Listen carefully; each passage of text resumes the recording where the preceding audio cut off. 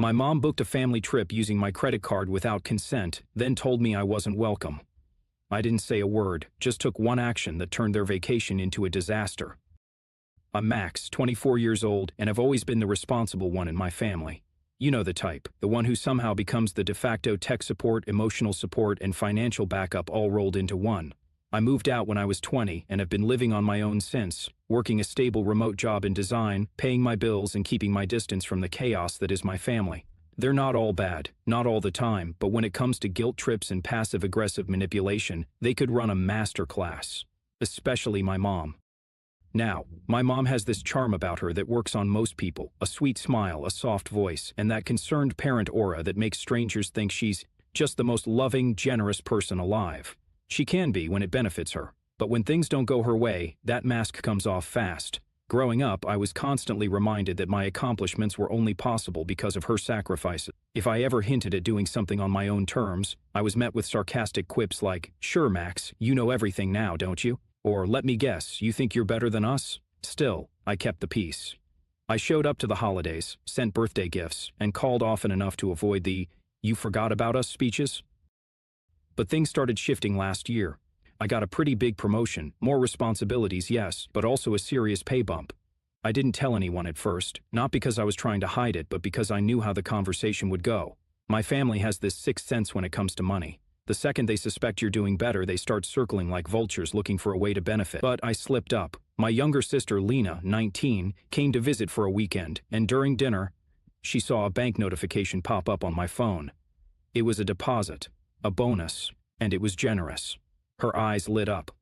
She didn't say anything right then, but I could tell the gears were turning. She spent the rest of the weekend asking weirdly specific questions. "How's work been lately?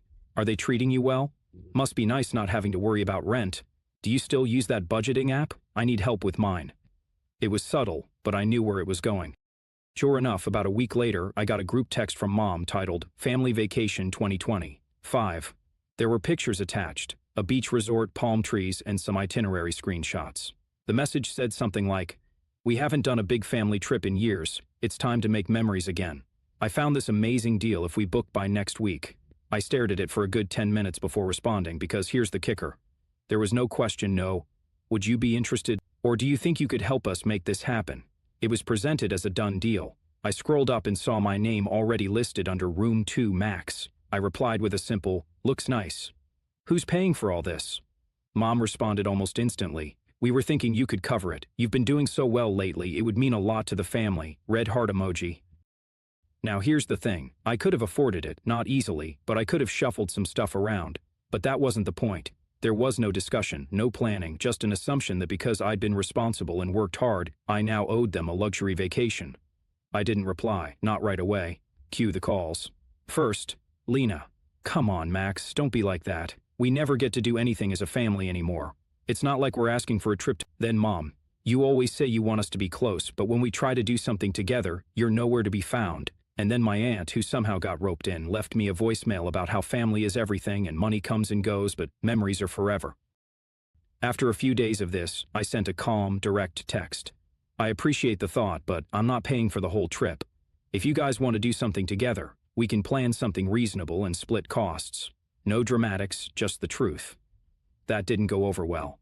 Mom called and went full guilt mode. "I carried you for 9 months, Max. I gave up so much for you, and this is how you repay me? Over a little trip? You're not even thinking of your sister. She's still so young. She deserves some fun. Or are you just too good for us now?" I wanted to scream, but I didn't. I just said, "I'm not paying." End of story. Silence for a couple of days. Then I got a notification that a charge had hit my credit card, a big one, over $2,000. At first I thought it was fraud. I called the bank. They said it was for airline tickets, 3 of them, in my name. I sat there, stunned. Then I called the airline and asked for the itinerary. It matched the dates from Mom's trip plan. Same airport, same destination. I asked who booked them. They said the name, Elaine Myers. My mom. I called her. She picked up like nothing was wrong. "Max, you're going to love the hotel, ocean view and everything." "You used my card?" She actually laughed. "Well, I needed to hold the reservation. We were going to pay you back, eventually." "No, Mom, you stole my card info." "Oh, don't be dramatic." That was the moment something in me cracked. I didn't yell, I didn't argue, I just said, "Cool," and hung up. Then I opened my banking app, reversed the charges, canceled the card, and requested a new one. I also called the airline and had the tickets flagged as fraudulent. That part wasn't easy. They made me jump through a few hoops. But eventually, I got confirmation the tickets were canceled. No refund would be issued since it wasn't a refundable fare. Tough luck. I didn't say anything. I just waited. An hour later, my phone rang. It was Lena. "Did you cancel the tickets?" I stayed quiet. "You're joking, right?" We were literally packing, still quiet. Then Mom called. This time, she didn't sound sweet or charming. She sounded furious.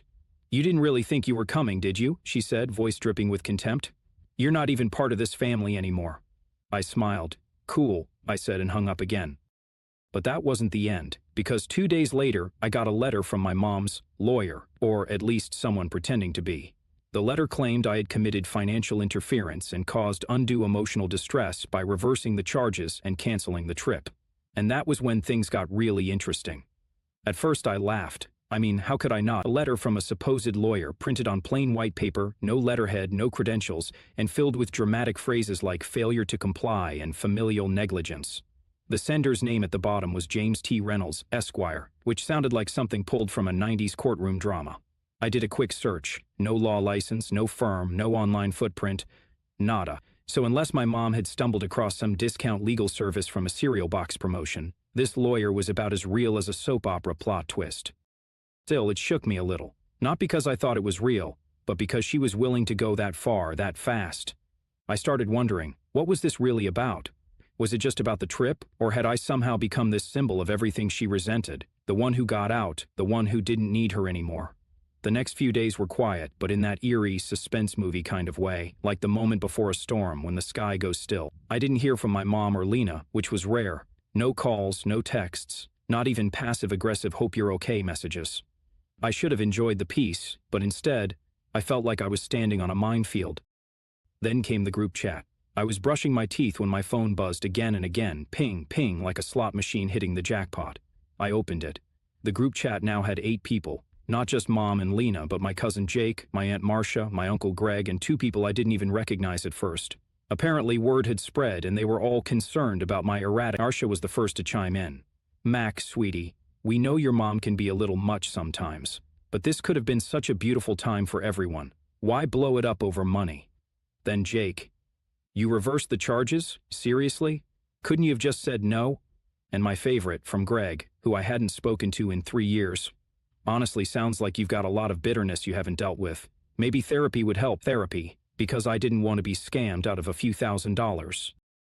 I started typing a reply, deleted it, typed again, deleted it. I wasn't sure what response would even be heard. Finally, I wrote, "I didn't sign up for this trip. I said no multiple times.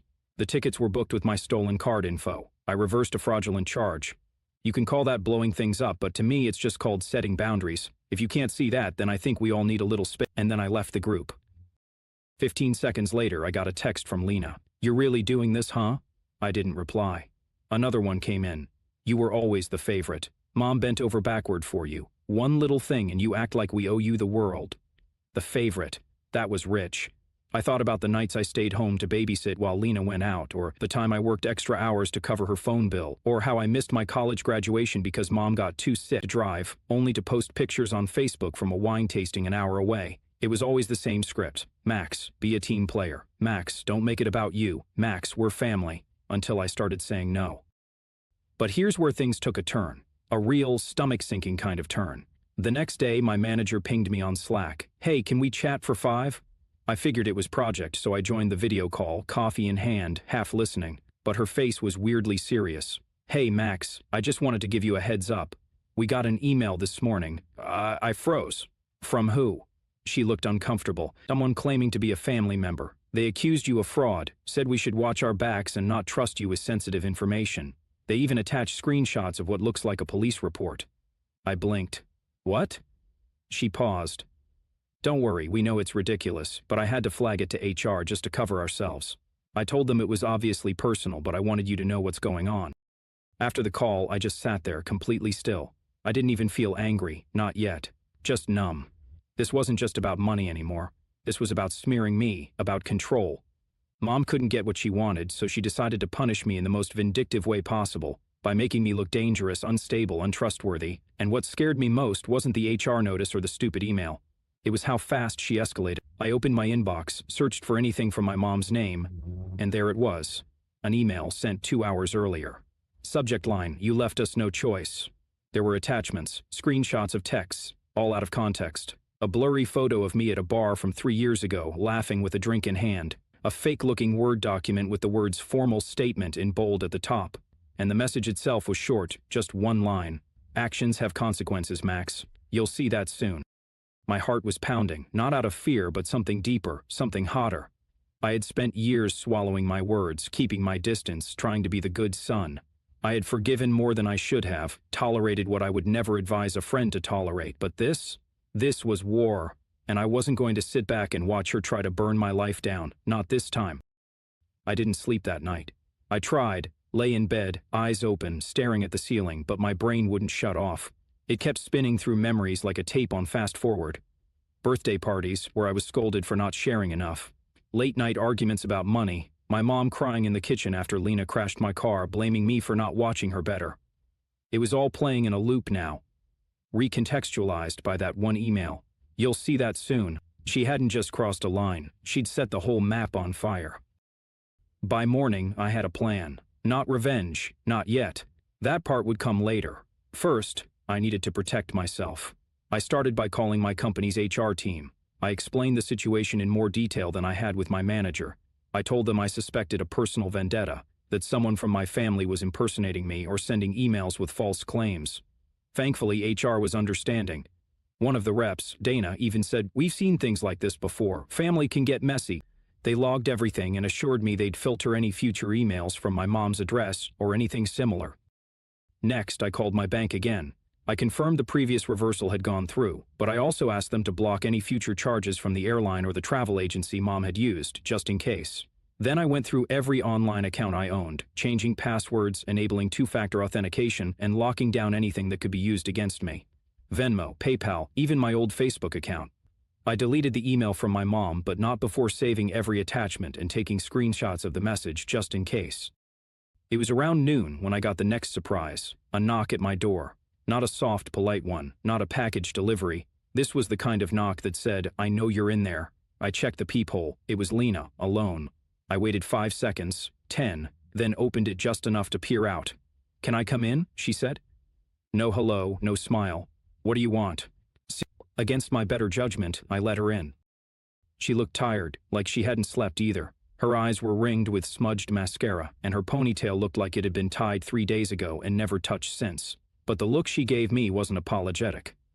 It was cold. She sat down on the edge of my couch like she owned the place. "I didn't know she was going to go that far," she said finally. "The email to your job, the whole fake lawyer thing, that wasn't part of the plan." "Plan?" I asked. She flinched. "Okay, poor word choice. I just meant, Mom said if we applied a little pressure, maybe you'd come around, book the tickets, call it a misunderstanding. You know how she is." "Yeah, I do. But then you canceled them." And she just snapped. I crossed my arms. "So, you drove all the way here to tell me that?" Lena's mouth tightened. "No, I came to warn you." That caught me off guard. She's talking to Aunt Dana now, and Uncle Fred. She's pulling out the big guns, trying to convince them you're cutting everyone off, isolating yourself. She's going to turn the whole family against you. I laughed once. "No, Max, you don't get it. She's saying you're unstable, that you're having some sort of mental episode. She brought up Dad." I stiffened. "Our dad died when we were kids, car accident. But in the years after, my mom crafted this narrative that he'd always been off, moody, paranoid, unreliable. She'd never said the word crazy, but it was always implied. And now she was using that same script on me. She told Aunt Dana you've been spiraling, said you might lose your job soon, and that's why you're lashing out." "And you believe that?" I asked. Lena hesitated. "No," she said, but it was too late. Her pause had already answered me. You came here to warn me, huh?" I said. "Or did you come here to see if I'd crack?" She stood up. "I came here because she's scary when she's like this. You don't see it because you cut contact whenever things get hard. But I live with her, Max. I have to deal with the aftermath. And this time, she's not just angry, she's on some kind of mission." I opened the door. "Then maybe it's time you stop living with her." Lena didn't move. "She'll turn on you eventually, too," I added. "You know that, right?" Her eyes flickered. She didn't say anything. When she finally left, she didn't slam the door or scream. She just walked out and got in her car. I didn't hear from her again. But the next week, that's when everything really started to unravel. It started with my landlord. Hey, Max, his voicemail said. Weird thing, your mother called the office this morning, said she was your emergency contact and needed a copy of your lease agreement. She said you were being evicted and she was coming to help you move out. I told her that wasn't true, obviously, but heads up. Then came my bank again, a new attempt to open a joint checking account with her name added to mine. Then one of my friends, Alex, messaged me. Bro, your mom just added me on Facebook. She's been DMing me, asked if I've noticed any changes in your behavior. I didn't respond. I didn't need to. Because that's when I knew she wasn't just trying to punish me anymore. She was trying to rewrite me, to paint this version of Max who was unreliable, paranoid, vindictive, to convince everyone around me that she was the victim and I was the problem. It was textbook. If she couldn't control the real version of me, she'd create a new one and broadcast it to the world. But what she didn't know, what she still doesn't know, is that I'd been documenting everything, every message, every email, every attempt to interfere with my job, my housing, my finances, every name she dragged into it, every lie she told. I wasn't just playing defense anymore. I was getting ready to strike back. I spent the next 2 weeks doing something I never thought I'd do.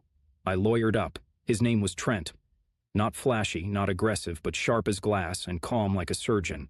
He specialized in family legal disputes, harassment, and digital defamation.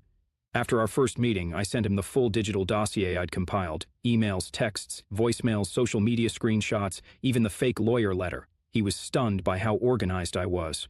Max, he said, scrolling through the folder. This isn't just petty drama. This is targeted harassment, and if she contacted your employer under false pretenses, that could cross into legal territory real fast. That's when things shifted. I filed for a cease and desist. The letter was clean, factual, emotionless. It cited specific instances of impersonation, financial fraud, attempted defamation, and harassment. It also made clear that any future attempts to contact me, my employer, my landlord, or my friends would lead to escalation, including potential civil suits for damages and defamation. The letter went out officially, certified mail. 3 days later, silence. Then, like a dying fire flaring up one last time, my mom called. I didn't answer, of course. The voicemail was icy and measured, like she was reading from a script. I got your letter. I suppose this is who you are now. It's just sad. You used to be such a sweet boy. I hope one day you'll understand what you've done to this family. Click. And that was it. No apology, no self-reflection, just another guilt trip wrapped in victimhood. I blocked her number, changed mine. A week later, I updated all my passwords, got a credit freeze, and removed every single family member from my socials.